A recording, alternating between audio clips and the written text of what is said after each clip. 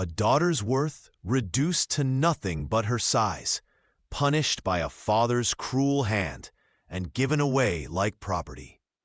Yet in the shadows of servitude, she discovered a love that defied all expectations, pure, unconditional, and healing. Before we begin, make sure to subscribe to the channel and comment where you're watching from. Maria Silva landed hard on the cold stone floor of the stable, the impact knocking the breath from her lungs. The grand wooden doors of her father's estate slammed shut behind her, with a thunderous finality that echoed through her bones. For 20 years, she had been the daughter of Lord Antonio Silva, one of the wealthiest merchants in all of Minas Gerais. Now, she was nothing. "Get up!"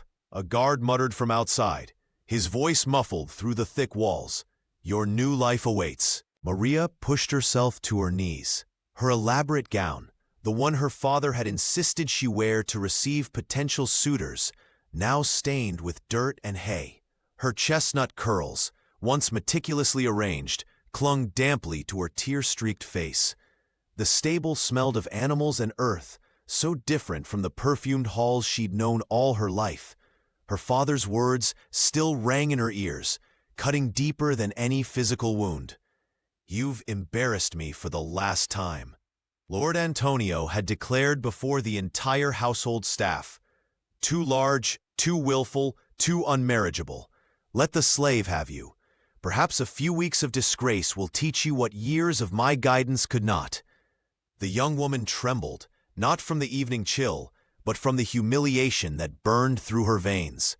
3 suitors had come today. 3 had left quickly, their whispers and sidelong glances making their thoughts clear. The last one had laughed outright when her father named her dowry, saying not even gold could compensate for such a wife. Maria clutched at the delicate lace of her collar, struggling to breathe as panic rose in her chest. She had been given away, not sold, not married off, but handed over like unwanted furniture to a slave as punishment. Her own father had discarded her to teach her shame for a body and spirit she couldn't change. Outside, she could hear the guards laughing as they returned to their posts. Their job was done. The merchant's troublesome daughter had been delivered to her punishment. Inside the stable, shadows grew longer as the sun began to set, casting the unfamiliar space in deepening gloom. Maria finally managed to stand, her legs unsteady beneath the weight of her crinoline and her new reality. She had no idea what awaited her now. Would this slave treat her with the same contempt her father had shown? Would he seek revenge for years of inequality by humiliating her further? As darkness fell completely, she heard footsteps approaching from the back of the stable. Maria Silva, once cherished daughter of a powerful family, now stood alone and afraid, waiting to meet the man to whom she had been given. Maria Silva found herself in a position she never imagined possible. No longer the cherished daughter of a powerful merchant, she was now property, handed over to a slave as punishment for being herself. The reality of her situation settled heavily on her shoulders as she stared at the man before her. Pedro Santos stood barefoot, his weathered appearance a stark contrast to her own. Dirt clung to his calloused hands and to what remained of his tattered shirt. A prominent scar snaked down his forearm, telling a silent story of hardship and survival. Yet despite his rough exterior, his eyes held no malice, only shock and confusion at the bizarre situation they'd both been thrust into. He stared at Maria as if uncertain whether to help her up or kneel before her. The social distance between them had been vast until this moment. She remembered him vaguely from glimpses around the estate, a boy from the mountain provinces who had been sold into servitude after a devastating famine claimed his family's livelihood. Their worlds had barely intersected until now, when her father's cruelty had forced them together. "They say I'm yours now." Maria finally broke the uncomfortable silence, her voice trembling with a mixture of fear and humiliation. The words felt foreign on her tongue, degrading in a way she'd never experienced before. Pedro flinched visibly at her statement, taking a small step backward. "I didn't ask for this," he replied quietly, his voice barely above a whisper. His gaze dropped to the dirt floor between them. "Neither did I," she whispered back, surprising herself with the sudden kinship she felt with this man. They were both pawns in her father's game, one meant to punish, the other meant to be the instrument of that punishment. The small dwelling that served as Pedro's home felt suffocating in the silence that followed. A single bed, a rough-hewn table, and a hearth with dying embers were all that furnished the space. The contrast to the luxury Maria had known all her life was jarring, yet somehow the simplicity held an honesty that her father's grand halls had always lacked. Pedro shifted uncomfortably, clearly at a loss for what to do with the merchant's daughter who had been thrust upon him. "I can sleep by the fire," he finally offered, gesturing to the hearth. "You can have the bed." It was a small kindness, but in that moment it meant everything. Maria nodded, unable to speak past the lump in her throat. This man owed her nothing, yet he offered what little comfort he could. Perhaps, she thought, there was more dignity to be found in this humble dwelling than in all her father's wealth. An uneasy silence hung between them like a veil. Maria Silva sat huddled in the corner of the small dwelling, her stomach betraying her with a loud, embarrassing rumble that echoed through the space. She wrapped her arms around herself, cheeks flushing with shame. The daughter of a powerful merchant, now reduced to hunger in a servant's quarters. Pedro Santos moved without comment, reaching for a dented copper pot that had seen better days. He filled it with water from a nearby bucket and placed it carefully over the crackling fire. His movements were practiced and efficient, hands bearing the calluses of years of hard labor. Maria watched him warily, expecting mockery or worse. After all, wasn't he supposed to despise her? She represented everything that had kept him in chains, the wealthy, the privileged, the masters. "It's not much," he said softly, breaking the silence as he stirred herbs and dried vegetables into the pot. "But it will warm you." The broth began to simmer, filling the small space with an aroma that made Maria's stomach growl again. She observed Pedro's face in the flickering light, searching for signs of the cruelty she'd come to expect from men. But his expression remained gentle, focused on his task. When the broth was ready, he poured it into a chipped clay cup and offered it to her. Their fingers brushed momentarily as she accepted it, causing her to flinch, not from disgust, but from the unexpected gentleness of his touch. "Thank you," she whispered, the words feeling foreign on her tongue. When had she last thanked a servant? Had she ever? Pedro nodded and settled himself on a wooden stool a respectful distance away. He began cleaning farming tools by firelight, his hands moving rhythmically as he hummed a soft melody, something melancholic yet soothing that reminded Maria of lullabies from her childhood. She sipped the broth slowly, her hands trembling slightly. It was simple fare, nothing like the elaborate meals served at her father's table, yet somehow more satisfying than anything she'd eaten in months. Words formed and dissolved in her throat, questions and confessions alike, but none made it past her lips. As night deepened, Pedro rose and gestured toward the only cot in the room. "You should rest," he said. "But where will you sleep?" Maria asked, suddenly aware of their situation. "By the hearth," he replied simply, already gathering a thin blanket and arranging it near the dying embers of the fire. Maria watched as he settled on the hard-packed earth floor, turning away to give her privacy. This small act of sacrifice, a slave giving up his bed for the daughter of a master, struck her with unexpected force. It had been months since anyone had shown her kindness without expectation or ulterior motive.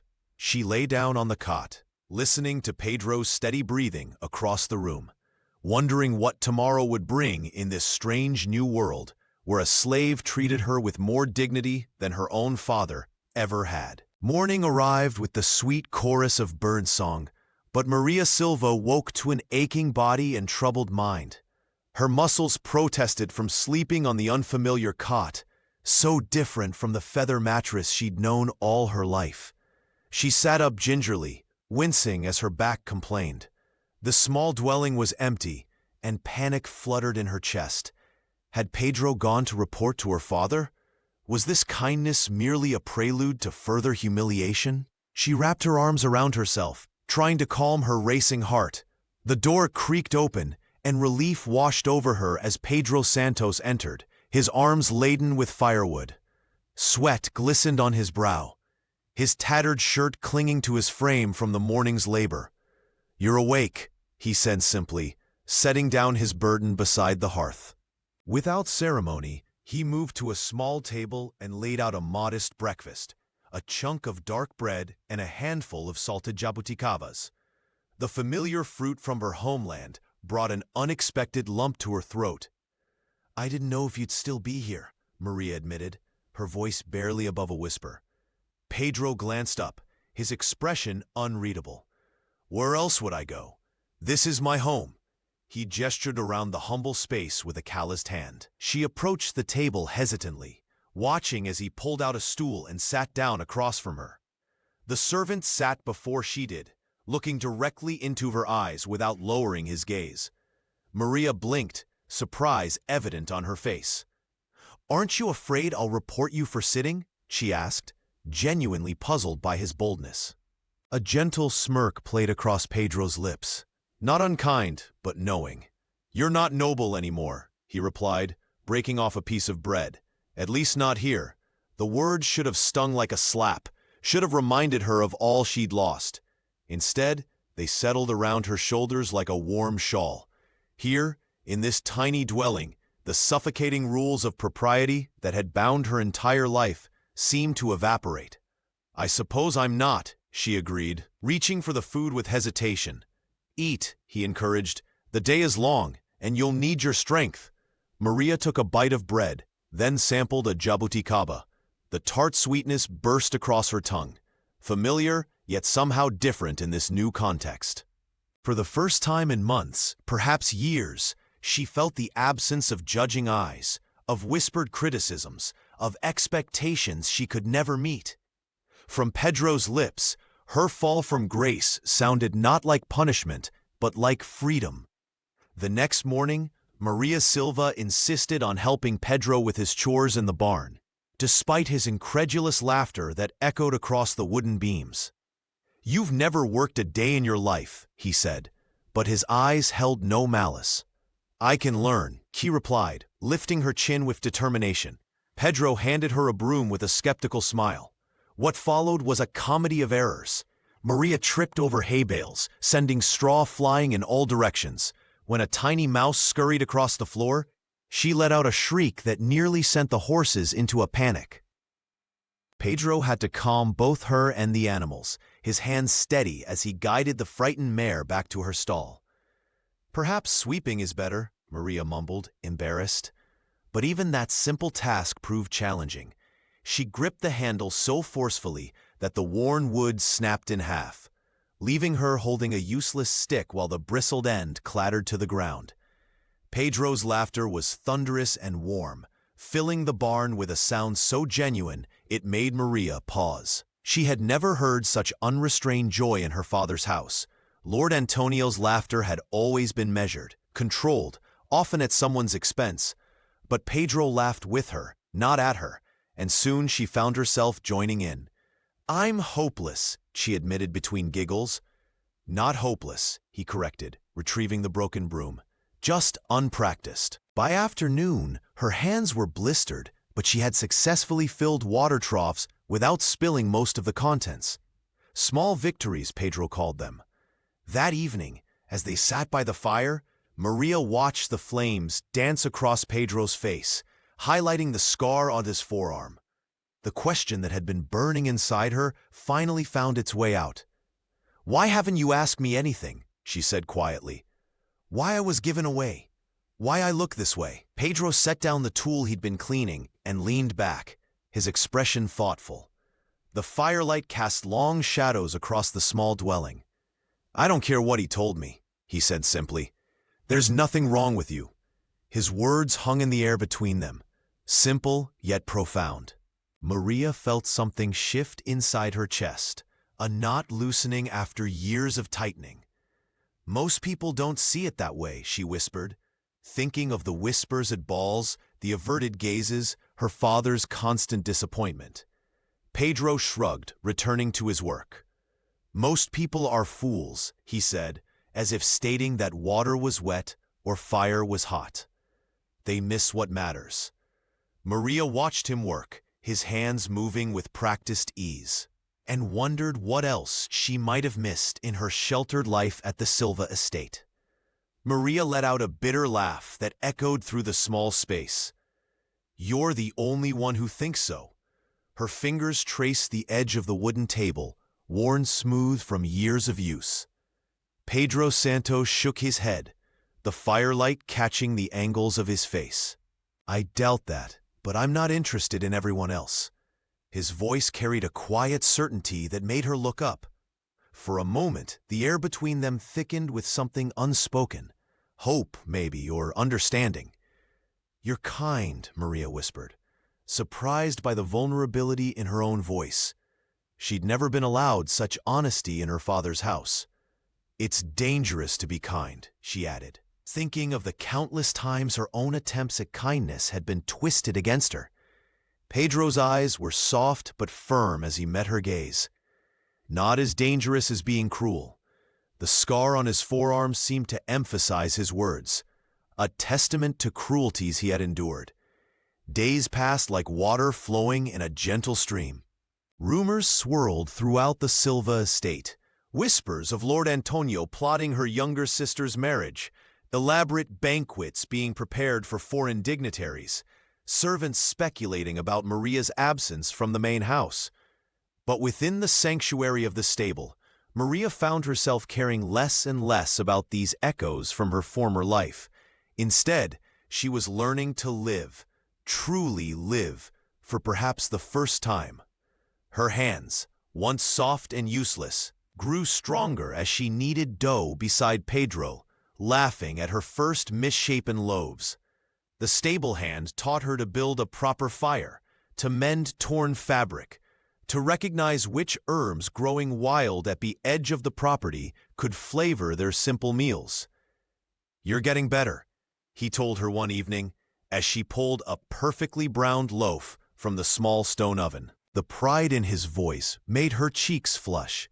"I had a good teacher," Maria replied, cutting 2 thick slices and spreading them with honey, a luxury Pedro had traded for with one of the kitchen staff.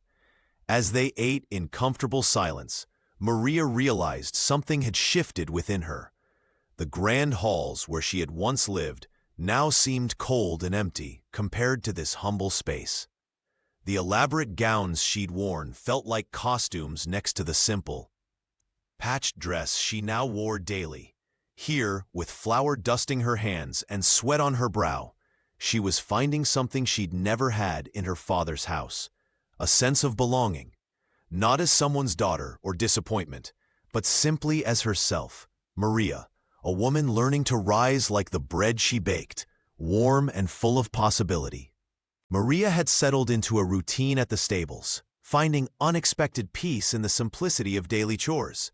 The morning sun warmed her back as she hauled water across the yard, her arms stronger now from weeks of labor. Though her fancy gowns had been replaced by simple cotton dresses, she carried herself with newfound dignity, until the whispers reached her ears. "Look at the pig trying to work," a voice sneered from behind the woodpile. 3 servant boys, barely in their teens, emerged with cruel smiles. Maria recognized them as kitchen helpers who often delivered messages to the main house. "Oink oink," another boy called out, his hands cupped around his mouth. "Lord Silva must have been desperate to get rid of you." The words struck Maria like physical blows. She froze mid-step, the wooden bucket suddenly unbearably heavy in her hands. All the confidence she'd built in Pedro's company crumbled in an instant. "I heard even the slave didn't want her," the tallest boy whispered loudly enough for her to hear. "Her father had to threaten him." Maria's breath caught in her throat.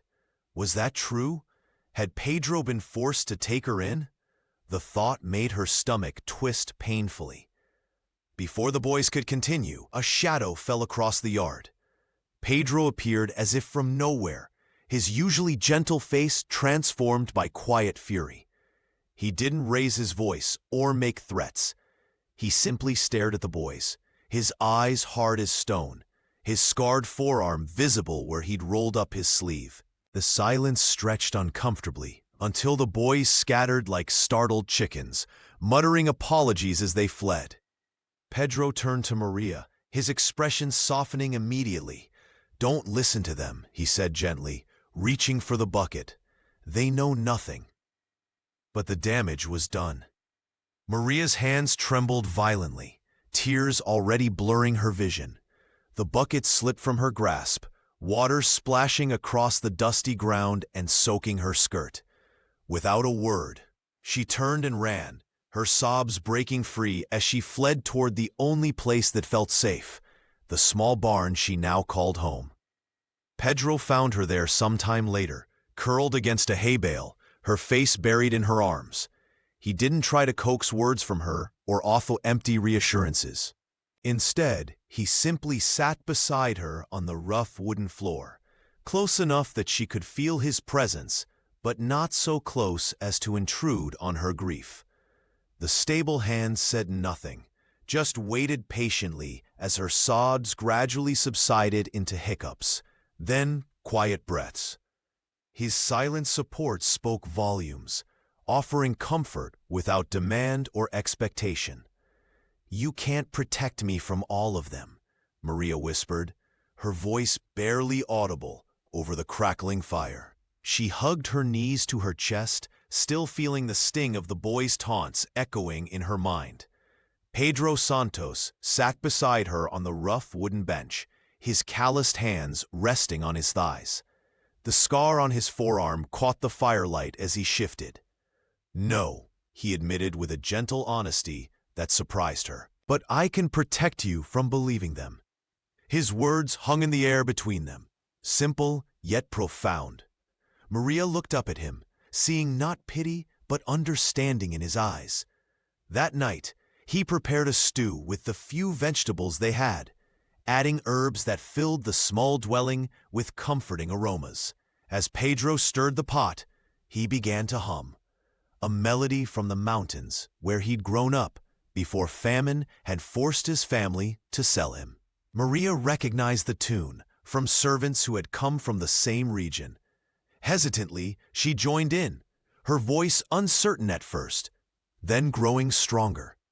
Their voices blended in the warm air, a fragile duet of hope in a place where hope seemed foolish. "My mother taught me that song," he said after they finished eating, the empty bowls set aside. "She said music makes even the hardest work lighter."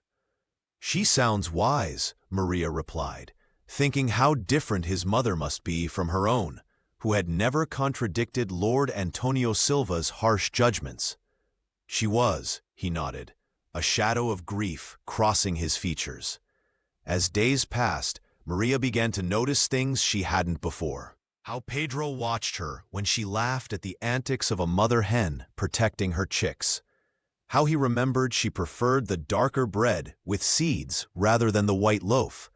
How he always brought her chamomile tea when the evening chill settled in. When they walked across the estate grounds, he positioned himself between her and others, creating a shield against whispers and stares. At first, she thought it coincidence, but soon recognized the deliberate care in his movements. One evening, as they sat watching the sunset from the barn doorway, Maria realized something that both terrified and exhilarated her. She had been given to this man as punishment, handed over like property to shame her. Yet nothing about their days together felt like punishment anymore. Instead, beside Pedro, she felt something she'd never known in her father's grand house with all its cold luxury. She felt safe, protected, seen for who she truly was. And in the way his eyes lingered on her face when he thought she wasn't looking, in the gentle brush of his fingers when passing her a tool, Maria recognized something else blooming between them. fragile and unexpected, but unmistakable.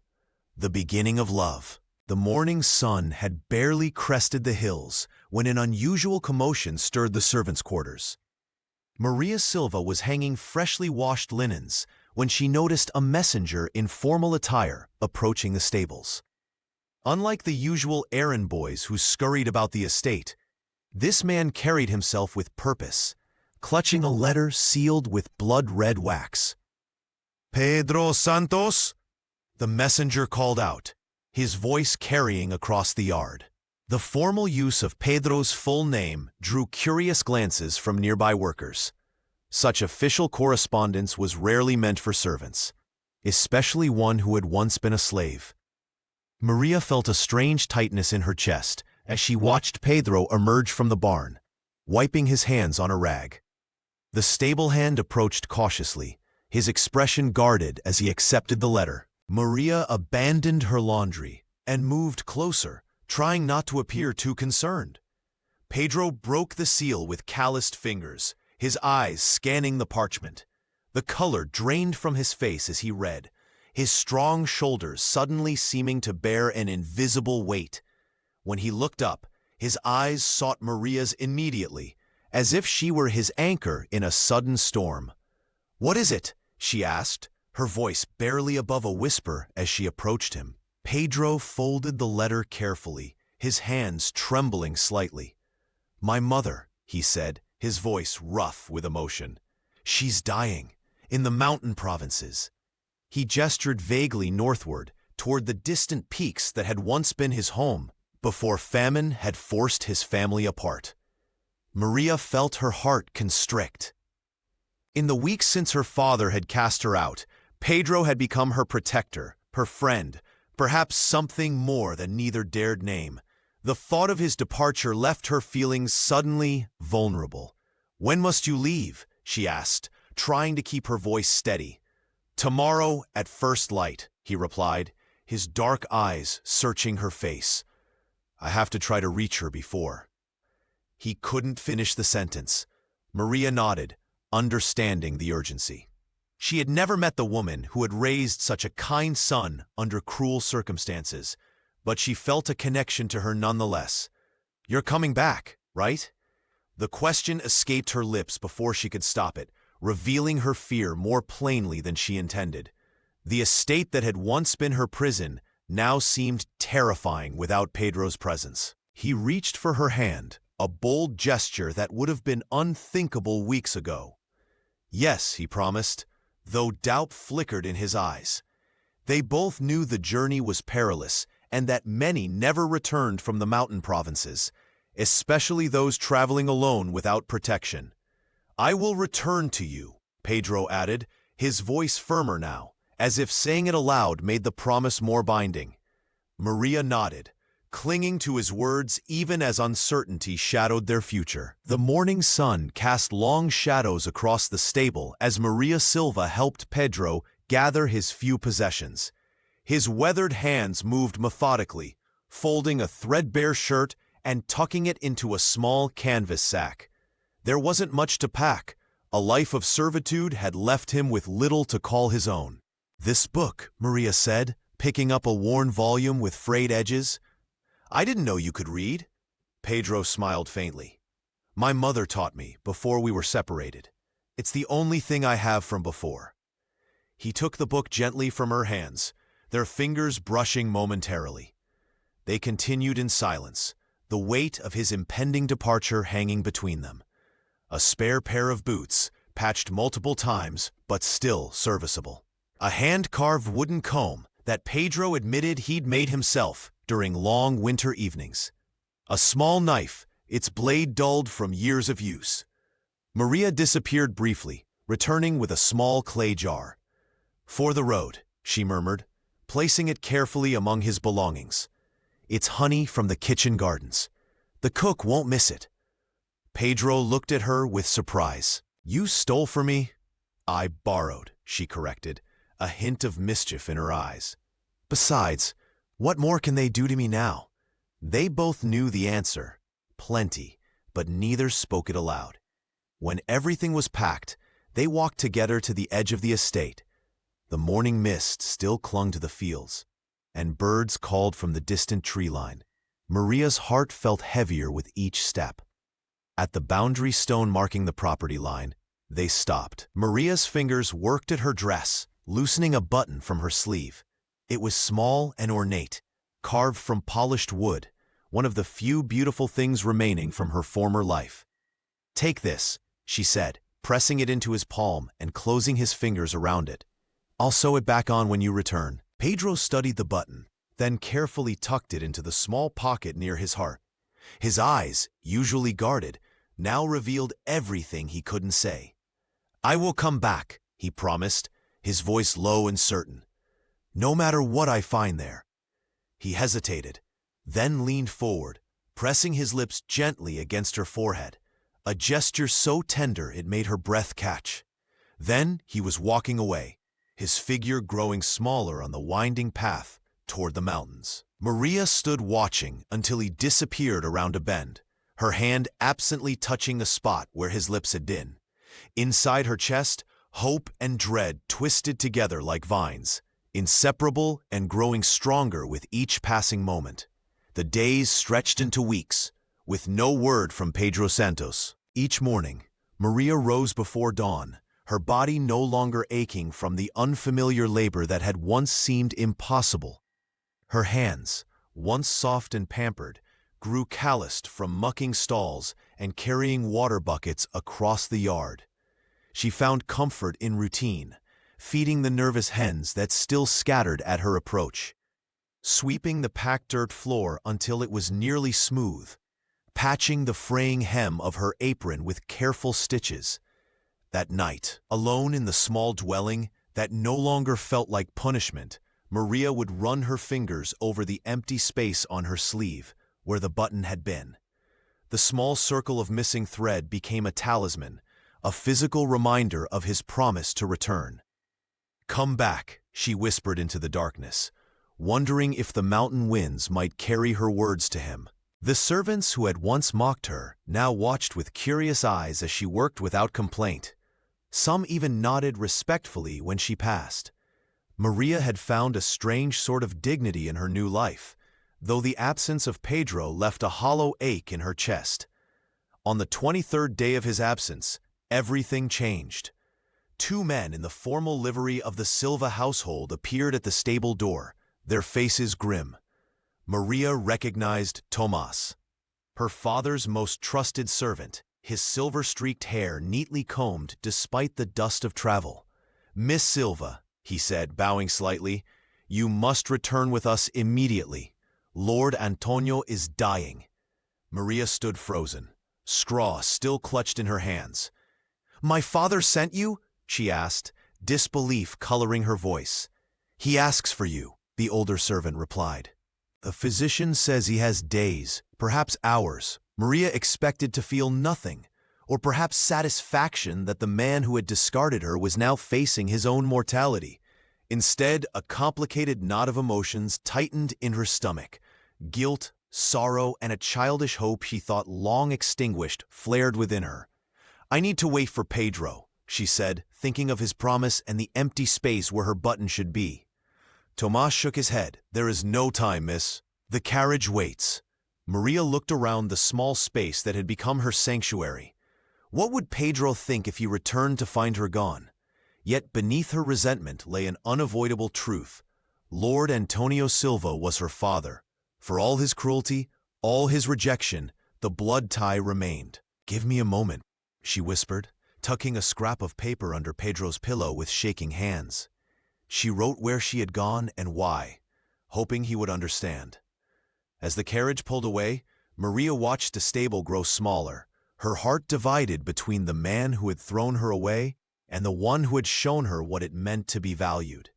Maria Silva stepped through the grand entrance of the Silva estate, feeling the familiar chill that had nothing to do with temperature.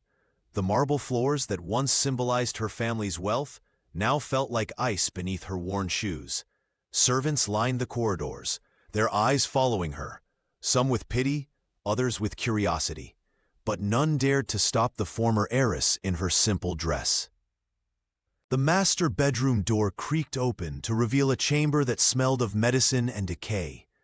Lord Antonio Silva, once the most powerful merchant in Minas Gerais, lay diminished among silk pillows, his commanding presence reduced to a frail shell. His eyes, sunken into his pallid face, widened at the sight of his daughter. "You came," he whispered, his voice barely audible. Maria approached cautiously, remembering the last time she had stood before him. Thrown to the floor, discarded like unwanted goods. But the man before her bore little resemblance to that tyrant.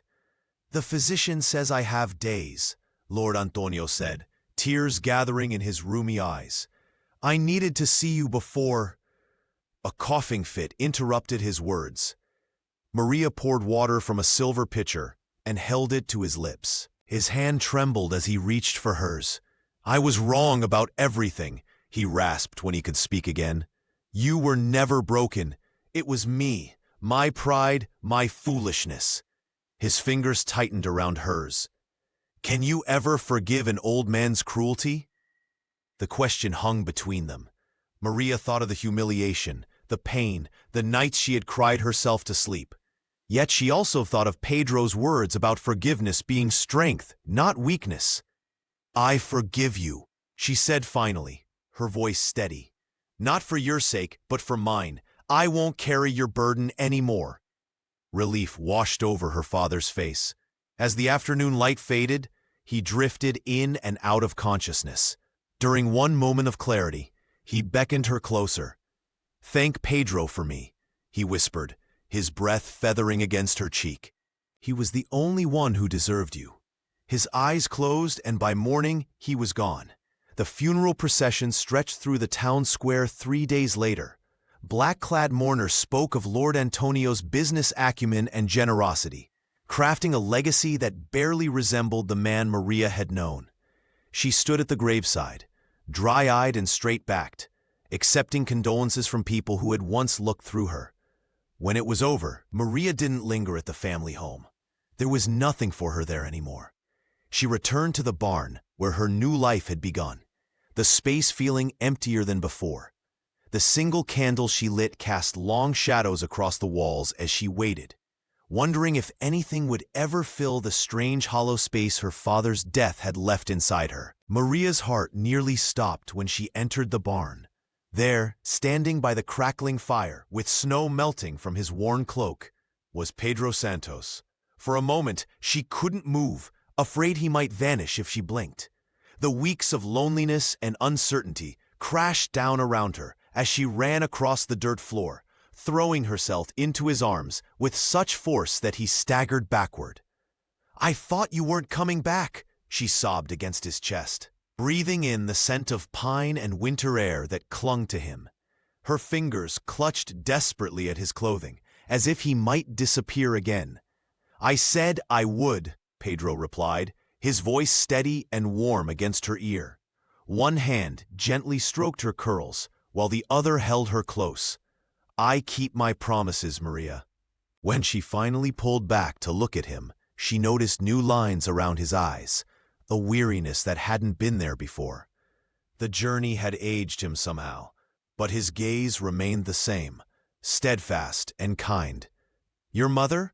she asked softly, already knowing the answer from the shadow that crossed his face.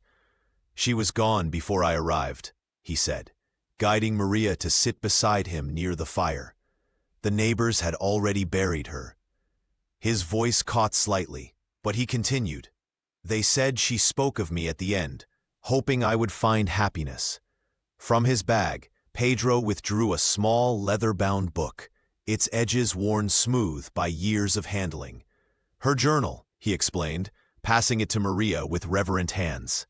"I spent nights reading it by candlelight. She wrote prayers for me every day since I was taken."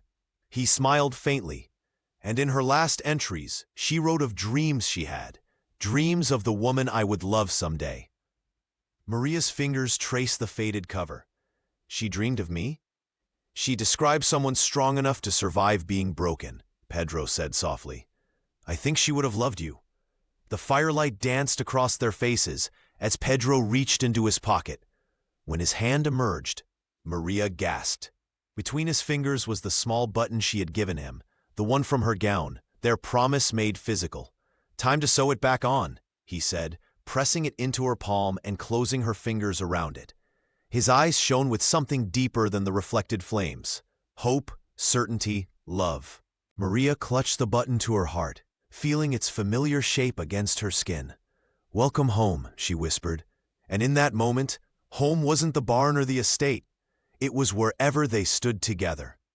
Their happiness was like a delicate flower, beautiful but fragile. Just 3 days after Pedro's return, a messenger arrived at the barn door, his face grim beneath the morning sun. He handed Maria Silva a sealed envelope bearing her father's crest. "What is it?" Pedro asked, setting down the tools he'd been repairing. Maria's fingers trembled as she broke the seal. Her eyes widened with each line she read, the color draining from her face. "My father," she whispered. "He borrowed a fortune from House Pereira before he died.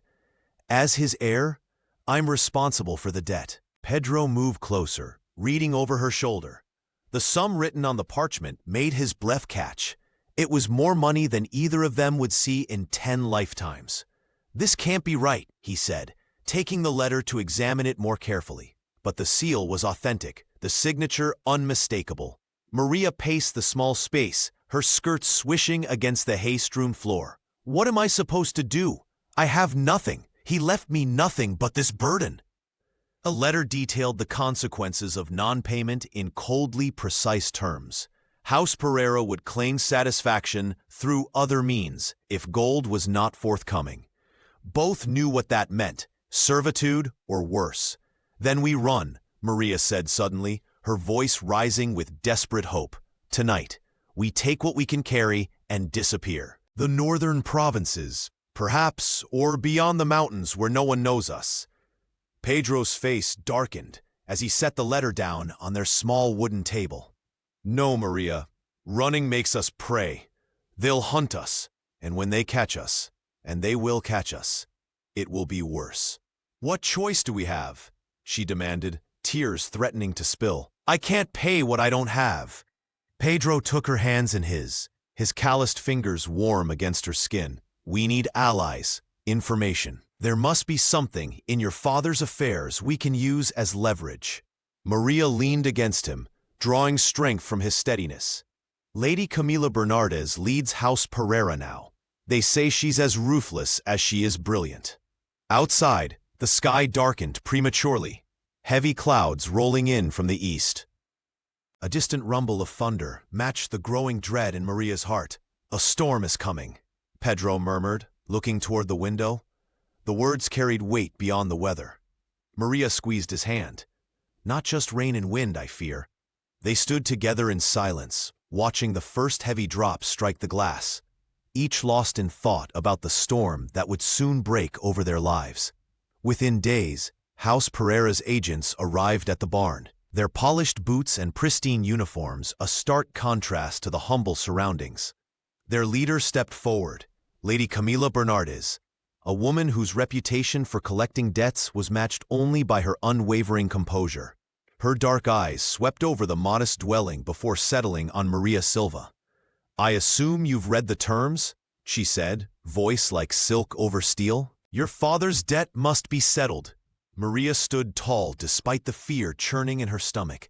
The letter had mentioned an impossible sum, more than she could earn in several lifetimes. "I have nothing to give you," she replied, her voice steadier than she felt. Lady Camila's lips curved into a practiced smile. "Then, I present 3 options.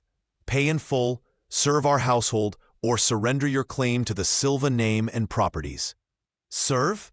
Maria asked, her voice catching. "What does that mean?" 10 years in our estate. You'll attend gatherings, perform duties as required. When the term ends, the debt is forgiven."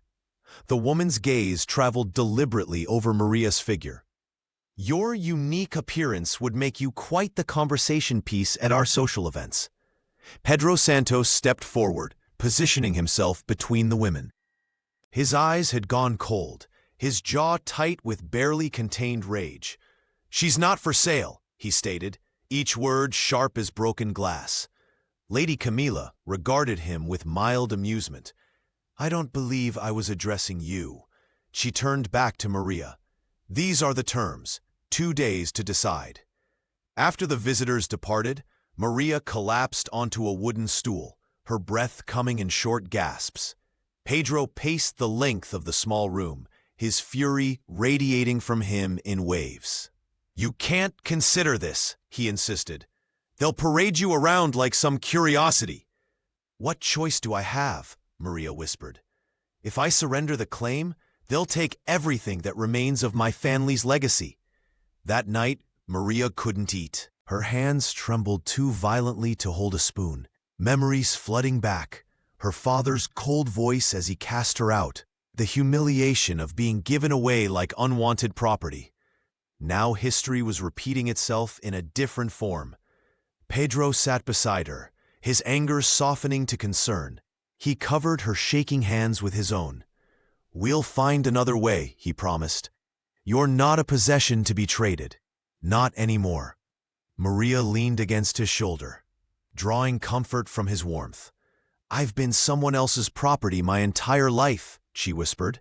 "First my father's, then yours, though you never treated me as such, and now they want to claim me too." "No," Pedro said firmly. "You belong to yourself, and I won't let them take that from you." But as darkness fell, Maria couldn't shake the feeling that her fate was once again slipping from her control. Pedro Santos paced the length of the barn, his footsteps heavy with determination. The flickering lantern cast long shadows across his face, highlighting the scar on his forearm as he clenched and unclenched his fists. "I can't let them take you," he said, his voice low but resolute. "Not again. Not like this." Maria sat on the edge of the cot, her fingers nervously twisting the fabric of her apron. The threat from House Pereira hung over them like a storm cloud, impossible to ignore. 10 years of servitude to clear a debt she hadn't created. The very thought made her stomach turn. "There might be another way," she whispered, a memory surfacing from years ago. "My aunt, Donna Helena Costa. She left court after a scandal, refused to marry the man my father chose for her. She always sent me small gifts on my birthday, even after father forbade it." Pedro stopped pacing, hope flickering in his eyes. "Where is she now?" "North, I think, in a villa by the coast." Maria grabbed a scrap of paper and a worn pencil. "She always said if I needed her—" Her hand trembled as she wrote, pouring out everything: her father's death, the debt, Lady Camilla's ultimatum, and Pedro, the man who had shown her kindness when the world offered none. When she finished, Pedro took the letter, carefully folding it into his shirt. "I'll leave now. The northern road should be clear, and I can be there by dawn if I ride through the night." Maria touched his hand, her eyes meeting his. "Be careful." He pressed his lips to her forehead, a promise without words, before disappearing into the darkness with their last hope. For hours, Maria waited, jumping at every sound. She boiled water for tea, swept the floor, anything to keep her hands busy, and her mind from imagining Pedro captured or worse. When the door finally creaked open the following evening, her heart leapt, but it was Pedro's face that told her everything had changed. He stood frozen in the doorway, his clothes dusty from the road, his eyes wild with panic. "She's gone," he said, voice breaking. "I followed the tracks east. A carriage with House Pereira's crest." Maria felt the world tilt beneath her. While Pedro had ridden north with her letter, Lady Camilla had seized her opportunity. The tracks in the mud told the rest of the story, the struggle, the forced departure. Pedro's hand tightened around the axe handle at his side. "They bound her wrists," he whispered, fury and heartbreak mingling in his voice. "Like property, like she was never a person at all." Maria Silva had once again become a pawn in someone else's game, her fate decided by hands that were not her own. But this time, someone was coming for her, someone who would tear down walls to bring her home. Pedro Santos moved like a shadow through the forest, axe grit tightly in his calloused hands. The afternoon sun filtered through the trees as he tracked the carriage's trail, determination burning in his eyes. When he finally spotted the Pereira crest gleaming on the stalled vehicle by the stream, his heart pounded with both relief and rage. The guards had stopped to water the horses, laughing among themselves. They never saw him coming. Pedro struck with the precision of a man with everything to lose. The first guard fell with a surprised grunt. The second, reaching for his weapon too late. Within moments, Pedro had subdued them both, his face a mask of cold fury. Maria Silva sat inside the carriage, wrists bound with coarse rope. When the door flew open, she gasped at the sight of Pedro standing there, chest heaving, a thin line of blood splattered across his shirt. "You came for me," she whispered as he cut her bonds. "Always," he replied simply, helping her from the vehicle. Back at the estate, as they huddled in the safety of the barn, Maria couldn't meet his eyes. "I thought if I went willingly, they would leave you alone," she explained, voice trembling. "I couldn't bear the thought of you getting hurt because of me." Pedro knelt before her, taking her hands in his. "You're not mine to give away," he said fiercely. "Not to them. Not to anyone. I'll die before I let them take you." His words hung in the air between them, a promise more binding than any contract. Maria touched his face, tracing the line of his jaw with tentative fingers. For 3 days, they barely ventured outside, surviving on dried meat and rainwater collected in buckets. They took turns keeping watch, afraid Lady Camila would send more men. On the 4th morning, a messenger arrived with a letter bearing an unfamiliar seal. Maria broke it open with shaking hands. "It's from my aunt," she breathed, eyes scanning the page. "Dona Helena is coming for me. She says she can offer protection at her estate in the north." For the first time in years, genuine hope bloomed in Maria's chest.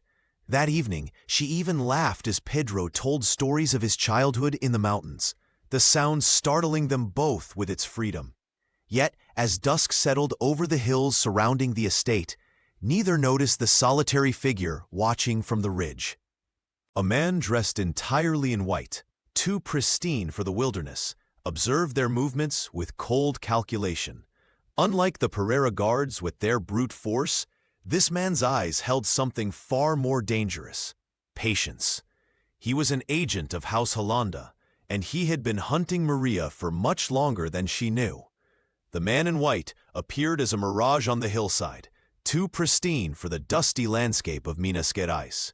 Maria Silva watched him through the barn window, a chill running down her spine despite the afternoon heat. Unlike the crude agents of House Pereira, this man moved with calculated precision, his clothing unmarked by travel.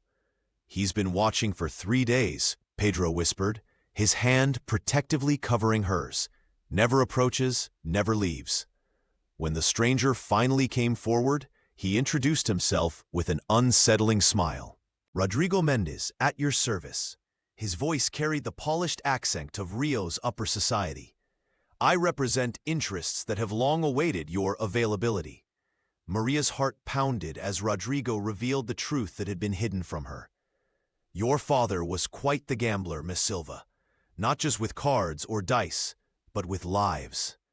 He explained how Lord Antonio had wagered his daughter's future in a desperate game against House Hollanda years ago. "You were never the debt, you were the prize." The revelation struck her like physical pain. All her life, her isolation, her father's cruelty, even her banishment had been preparation for this moment. She wasn't just unwanted, she was currency.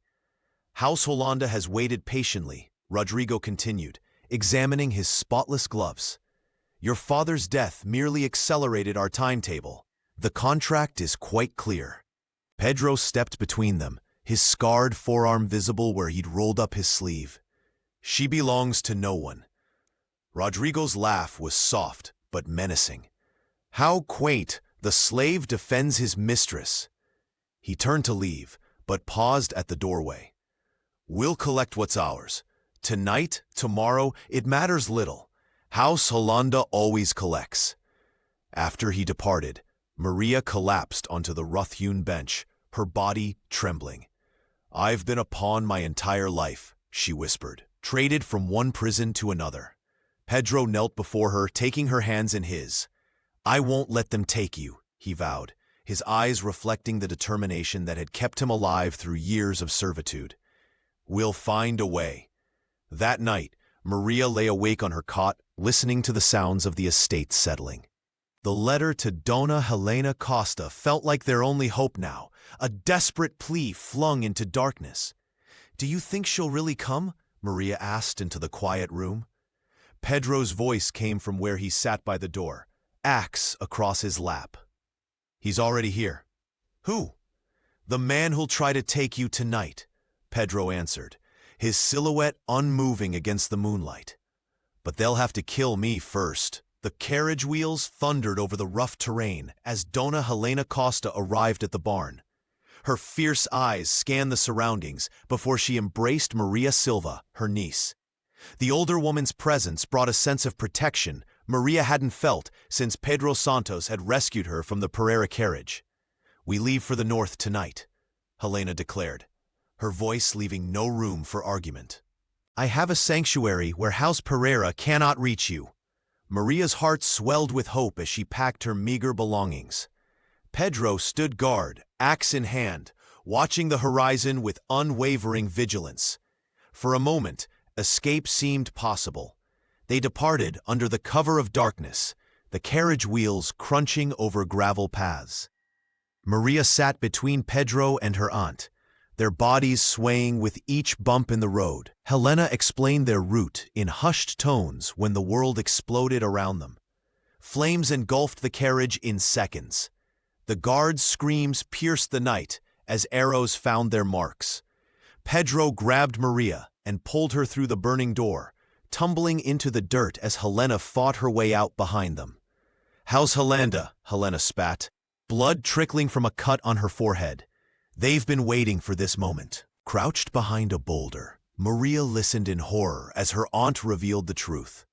"Your father didn't just owe debts. He wagered you in a game decades ago. A vendetta between houses. You're the prize they've sought for years." "Why me?" Maria whispered, trembling. "Because you're the key to ancient lands that both houses claim," Helena explained. "They'll use you to hurt us all, to legitimize their claim through marriage or worse." Pedro's jaw tightened. "No one is taking her." Helena nodded grimly. "I'll create a diversion. They'll follow me north while you two escape through the old mining tunnels east of here." Before Maria could protest, her aunt pressed a small map into her palm and kissed her forehead. "Find the women's sanctuary beyond the ravine. They'll protect you." The plan worked at first. Helena's decoy carriage drew away most pursuers, while Maria and Pedro slipped into the forgotten tunnels beneath the mountains. Their hands intertwined as they navigated the darkness, hope guiding their steps. Then came the rumble. The tunnel floor cracked beneath them like thin ice. "Pedro!" Maria screamed as they plummeted into darkness, earth and stone collapsing around them. They landed hard in a ravine, bruised but alive. As dust settled around them, Maria looked up to see a figure in white standing on the ridge above, watching, waiting. Behind him gathered shadows of armed men. "We're trapped," she whispered, clutching Pedro's hand as danger closed in from all sides. In the ravine's darkness, Maria Silva and Pedro found themselves surrounded by whispers. Torches flickered to life, revealing not enemies, but women. Dozens of them, with watchful eyes and determined faces. A gray-haired matriarch stepped forward, introducing herself as Beatriz, leader of those cast aside by powerful men. "We know who you are," Beatriz told Maria. "Your father traded many women before you." The community had formed in abandoned mining tunnels, creating a hidden sanctuary for those society had discarded. Women who had been bartered, abandoned, or escaped abuse found refuge here. They shared stories painfully similar to Maria's own. "Stay with us," Beatriz offered, "or continue your journey. Either way will help." Maria looked at Pedro, whose eyes reflected the torchlight. "We can't keep running," she whispered. That night, as they rested in the underground haven, Maria realized her purpose. These women needed more than hiding. They needed a voice, a leader who understood both worlds. By morning, she had made her decision. "I won't disappear," she announced to the gathered community. "None of us should have to." With Pedro and 20 determined women, Maria devised a plan. They would confront the man in white, not through violence, but through numbers and truth. Former slaves who had found freedom in these tunnels joined their cause, providing knowledge of secret passages and guard rotations. When they emerged above ground 3 days later, they didn't flee, but marched directly to Donna Helena's estate. The older woman embraced her niece, tears streaming down her weathered face. "I thought I'd lost you," Helena whispered.